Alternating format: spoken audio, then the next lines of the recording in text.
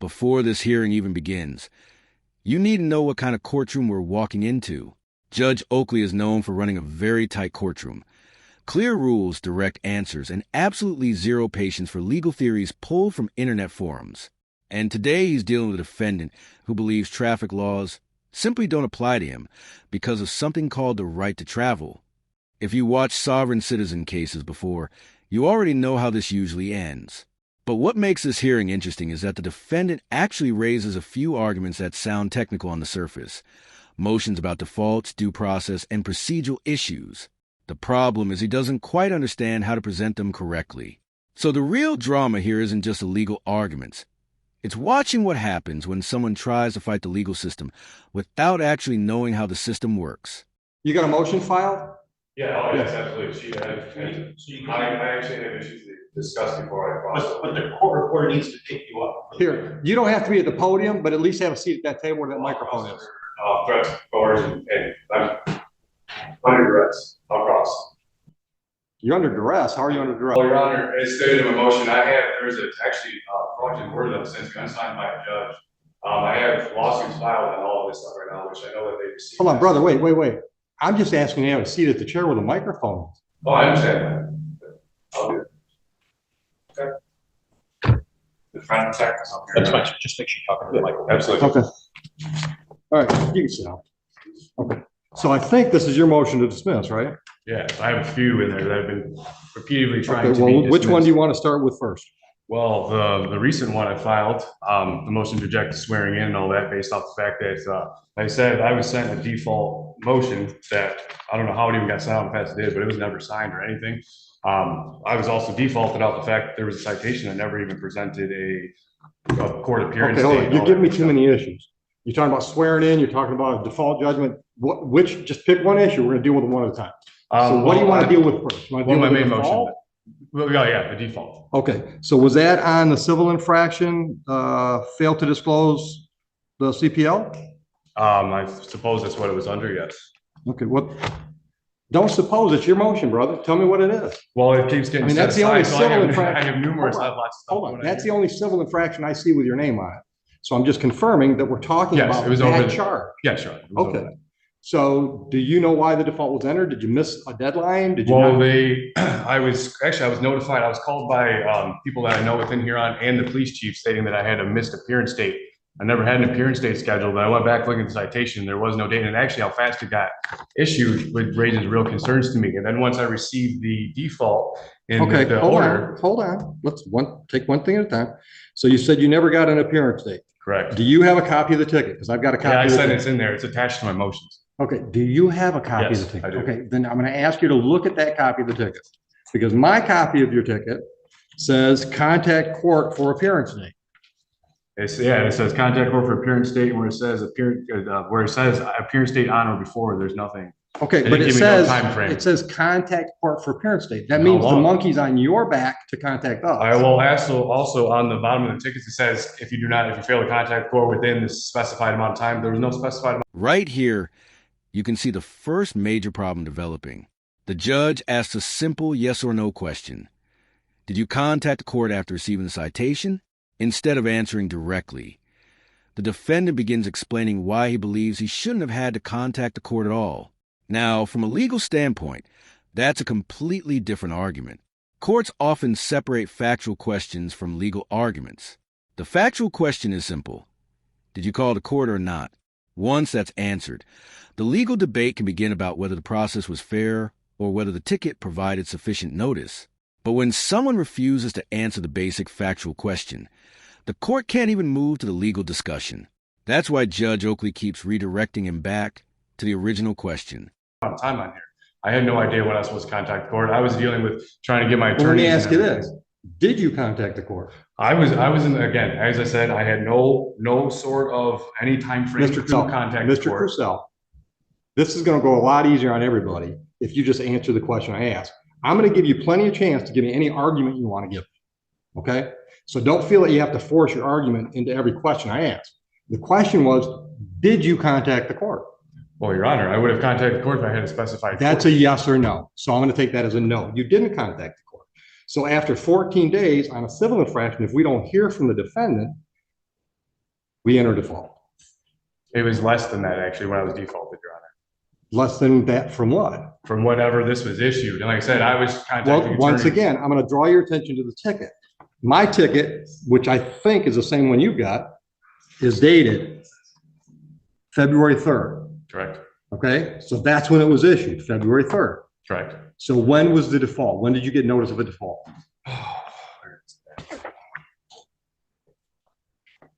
Actually, I received, I'm sorry, I know I got the thing in the mail. When did I get this? This says that, I don't think it specifies a date.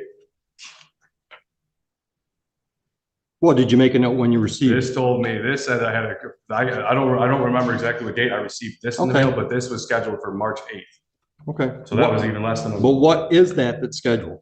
This says it was for my order, the motion affidavit saying that I was defaulted and saying that I needed to pay bond and an warrant would be issued. And I said, Okay. again, that was never. And that's dated what? This was dated 3/8.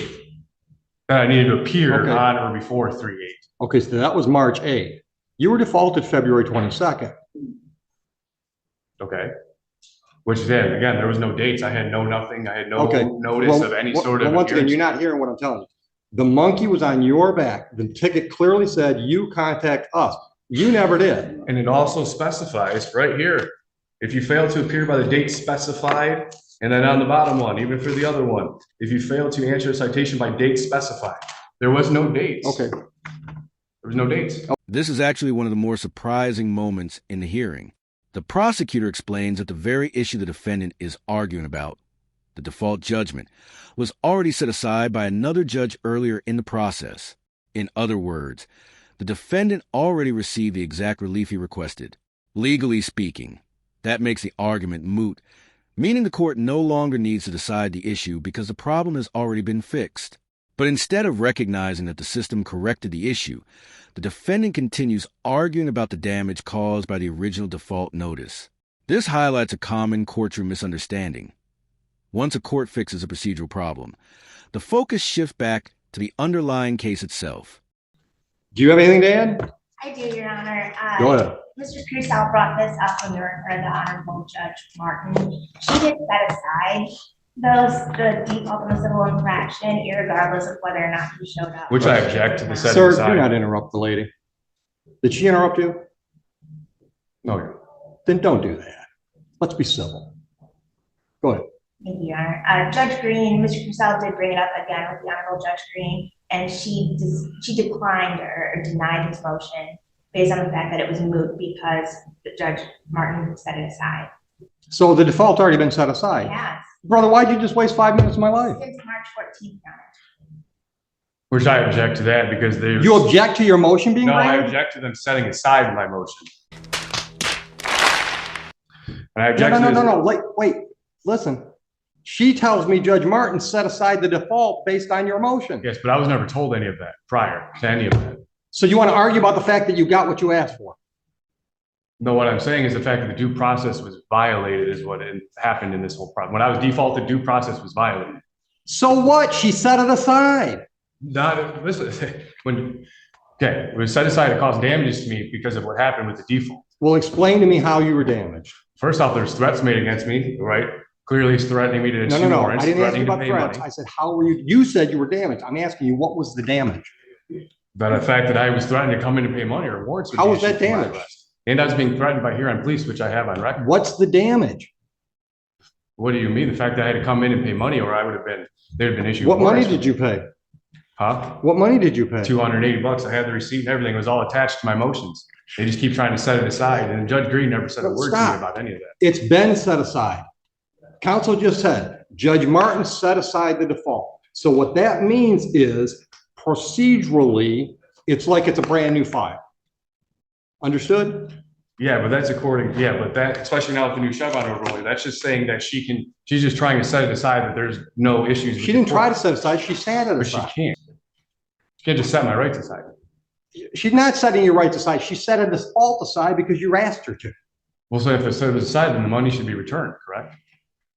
Well, I don't know. Did she address the money?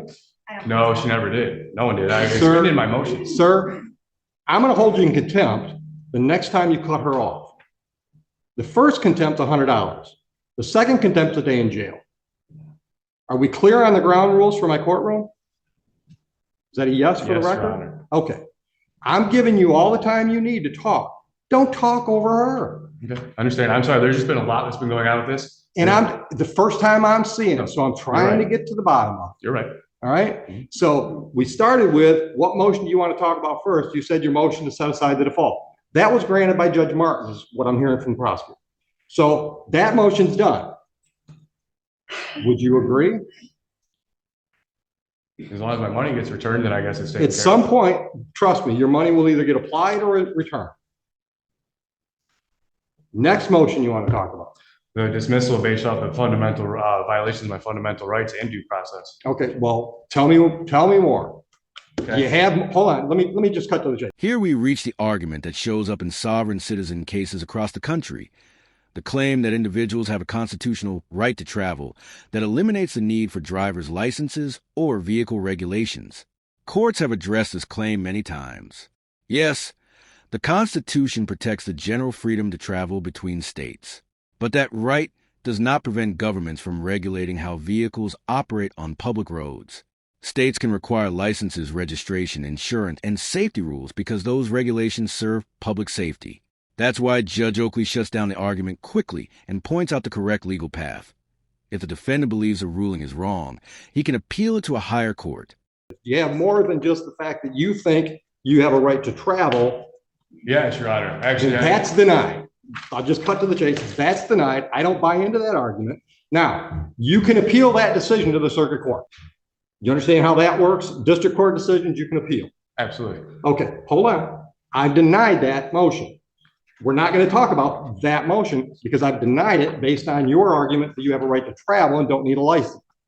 Is there anything else you want to hang your hat on for dismissal? Well, I do object to the setting aside of my motion, Your Honor. I'm not setting aside your motion. I'm denying your motion. Well, denying. I object to the You denying. can't of my object. You can appeal. motion. Well, I'm just Okay. letting you know, I'm stating for the record that I am objecting to your denial of my appeal. That's fine. Okay. Circuit court judges have bills to pay too, right? So you appeal me to the circuit court. Do you have any other argument why these cases should be dismissed? Yes, absolutely. Well, honestly, Your Honor, like I said, I even have lawsuits. They've received my lawsuits to the Huron Township Police Department overall. Hold on. I don't know anything about a lawsuit. How would you suing the township work as a reason to dismiss these charges? Because the initial traffic stop and everything was an unlawful stop from the get. I was Okay, but that's got retaliating. nothing to do with your lawsuit. That might be the basis of your lawsuit. So you want to talk about whether or not there was a valid reason for a Yeah, stop? absolutely. Then make the argument.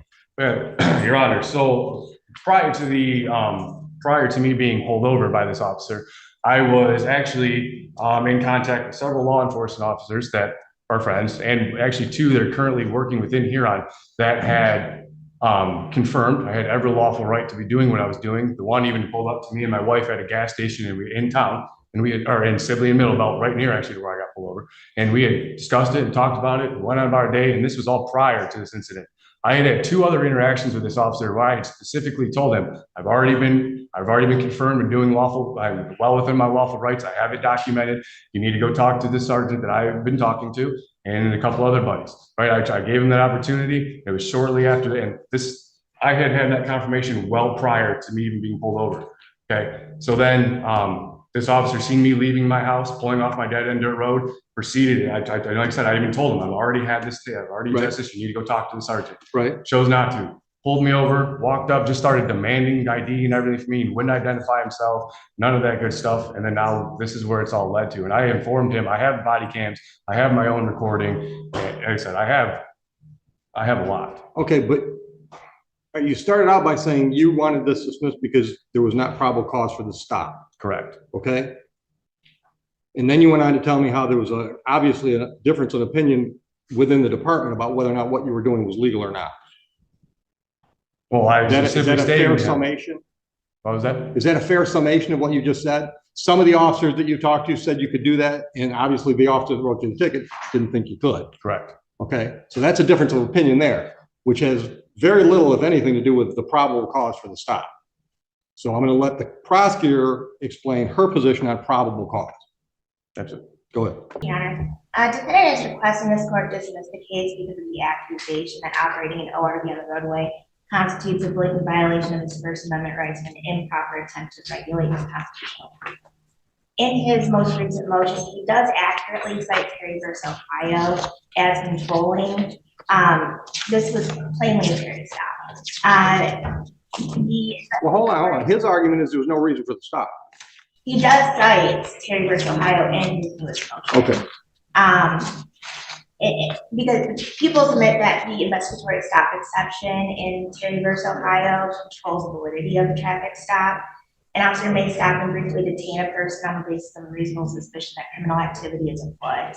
Defendant claims that he was stopped without legal justification. Rather, defendant was stopped for operating an ORV on the roadway in violation of MCL 324.81122 as adopted by Huron Township ordinance. Pursuant to the United States v. Ferguson, so long as the officer has probable cause to believe that a traffic violation has occurred or was occurring, the resulting stop is not unlawful and does not violate the Fourth Amendment. On authority of state law and township ordinance, a person shall not operate an ORV which is not registered upon a public highway, street, or right of way. On the date and time of the offense, the defendant operated an ORV which was not registered, specifically an ATV on Middlebelt Road, a public highway in Huron Township. Additionally, during the course of the investigatory stop, defendant failed to provide a valid driver's license and failed to immediately disclose that he was a valid CPL holder and carrying a firearm, which is why he was cited. Now the discussion shifts to the real legal issue: probable cause for the traffic stop. In simple terms, probable cause means the officer had a reasonable basis to believe a law was being violated. According to the prosecutor, the defendant was operating an off-road vehicle on a public roadway without proper registration. If an ordinance exists that prohibits that activity, then an officer who observes has a lawful reason to initiate a traffic stop. That's the key point the judge emphasizes. Whether the defendant ultimately agrees with the law, or even whether the ordinance is later challenged, doesn't change the fact that the officer had a legal basis to investigate the situation at that moment. All right. Which I object to the Hold on. All right, so the one misdemeanor is operate the ORV on the roadway, and the other one is fail to display a valid license. Okay, all right. So that's her response to your argument. They didn't have probable cause. What's your reply to her response? Well, I object to her terms of operate. There's no evidence that I was operating anything. Okay, let me stop you. I killed that when I said the whole traveling thing doesn't go anywhere with me. Operating and traveling, as you define operating, or as you define traveling, we define it operating. So hold on, I've already ruled on that issue. You can appeal that decision to the circuit court. We're not going to plow that field again. So now we're talking about probable cause. What I just heard was the township has an ordinance that says nobody can operate an ORV on a roadway. Would you agree that's an ordinance in the township? Your Honor, I may agree. Yes or no? Mr. Yes, I agree with that. Okay, stop. If that's a valid argument or ordinance, and when I say valid, I don't mean if it's constitutional, if it's, stood the test of a challenge. I mean, if it's on the books, all right? If it's a valid ordinance and the officer sees you doing what that ordinance says you can't do, and he pulls you over, that's plenty of probable cause for the stop. So your motion to dismiss for lack of probable cause is also denied. Do you need me to clarify that ruling for your appeal reason? Yes, actually, because Your Honor, I object to what the fact do you that not it's calling it an ORV. Sir, your objections mean shit to me, okay? I don't care what you're objecting to. I don't expect people to like every decision I make. That's why there's an appellate process. So you keep saying, I object, I object, I object. I don't care, all right? It's not helpful for today's process. My decision to deny your motion to dismiss based on lack of probable cause is because there was probable cause, because there was a clear ordinance on the books that the officer thought you were violating. That gives the officer a reason to stop you. Do you have any other reasons why you think these matters should be dismissed today? Yes, absolutely. First off, they're trying to label my private property as an ORV. It was not an ORV, and it's not even technically an ORV. If you look up the definition of ORV, it is not an ORV. If you look up the definition of automobile or vehicle or any of that sense, that's what it falls under. It does not fall under an ORV. They're just trying to label it as an ORV is what is happening. Okay. That seems like that would be an issue for trial, for you to testify, maybe me to see some photographs, maybe the officer to testify, and then I'll decide whether or not it meets the definitions of the statutes. Would you agree with me? Because that seems like a triable issue. I suppose, yes. Okay, well, this isn't the trial. Well, I understand I don't think that. it's scheduled for trial. Right, this is just motion. All right. Any other issues that you want to hang your hat on is why it should be dismissed? It being these files. Like I said, from the beginning, it's like the officer had already been notified 2 times prior to this that what I was doing was lawful, that what I was doing was not an ORV, which I had stated to him. But that's witness to that Mr. as well. Purcell, with respect, that's all your opinion. Obviously, the officer had a different opinion about all those things. Well, right? The officer chose to retaliate against me is what happened, Your Honor. Which I have the evidence and I have witnesses going on. Or he had a difference of opinion about whether or not you were driving an ORV. Or just didn't understand the laws. That the could be actual too. wording. That could be too. But guess who gets to make those decisions at trial? Well, honestly, in the trial, I'd request a jury trial, which is guaranteed. Well, you can't get a jury trial on the civil infraction, but you can certainly get a jury trial on the misdemeanors. Absolutely. Okay. Do you have anything else to be discussed today on motion day? Well, yeah, as far as the disclosed CPL, like I said, I have, again, stating I have the body cams and I have my own recording. But sir, stop. That's going to be an issue at your formal hearing, whether or not you violated that civil infraction. Once again, I got to have evidence, right? I got to take testimony. I'm going to hear from you. I'm going to hear from the officer that wrote the ticket. And then I'm going to decide at formal hearing whether or not what you did was reasonable or not reasonable. But today's just motion day. Today's not the trial. No testimony is being taken.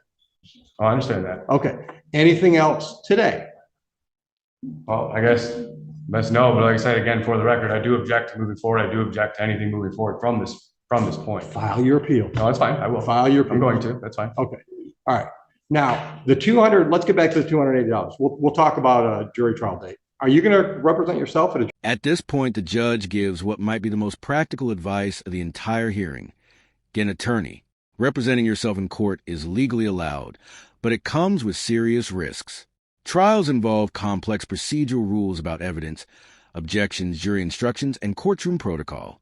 Even someone who believes they have strong evidence can lose simply because they don't know how to present that evidence correctly under the rules of court. That's why the judge warns them directly. On a jury trial day, the court won't slow down to teach procedural law. The system assumes participants understand the rules. And that's exactly why legal training matters so much inside a courtroom. Jury trial? Yes, Your Honor. Good luck. All right. Now, Mr. Purcell, I'm going to strongly suggest that you get an attorney involved in this. And we've got court-appointed attorneys that will be happy to talk to you from this standpoint. I'm not taking you to law school on the jury trial day. I'm going to assume and treat you accordingly that you know the rules of the game. I understand, Your Honor. You don't. Oh, you might say that you don't understand the rules. I do. Okay. How many jury trials have you had? None, but I have all the evidence. How many jury trials have you had? Your Honor, none, but I have all the evidence. The evidence isn't the rules.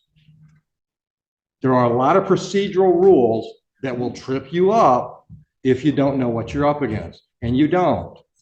I'm going to suggest to you that even if you want to handle your evidence presentation yourself, you might want to get an attorney involved to help you with the procedural rules, because once again, I'm not going to take you to law school that day. I'm not going to subject the jury to that. It would be a waste of their time. You understand that? All right. Now, and I'm not trying to talk you out of a jury trial. Believe it or not, I'm trying to save you from yourself right now. If you want to have a bench trial, I will be much more lenient with you not knowing what you're doing procedurally, because then it's just our time. But when it's a jury in here, I'm going to run the most efficient jury trial I can. And that means I'm going to treat you like you're an experienced lawyer and know all the rules. Okay.